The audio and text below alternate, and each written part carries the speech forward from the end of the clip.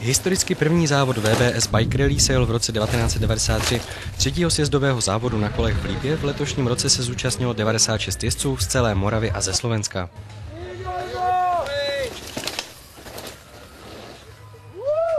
Už několikátý rok po sobě se jede jeden ze závodů Woodbike Series, seriálu sjezdu horských kol pro menší kluky i starší kluky, ale hlavně zaměřený na tu mladší kategorii do 15 let. Svůj první sjezdový závod na kolech si zkusil i Martin Konečník.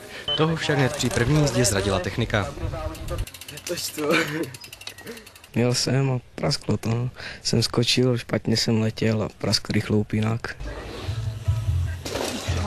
Moc šlapavý to je, ale tak mohlo by to být lepší skok. Tam kluci udělali takovej dirtový vyhazovák, tak tam trošku páduje, ale jinak parádní. Se nemůžu zúčastnit, že jsem naštvaný, ale vety fakt tady krásný tratě. Jsem spokojený. Ty skoky, průjezdy lesem, to dobré, líbí se mi to. Za letošní rok se jede celkem 7 závodů.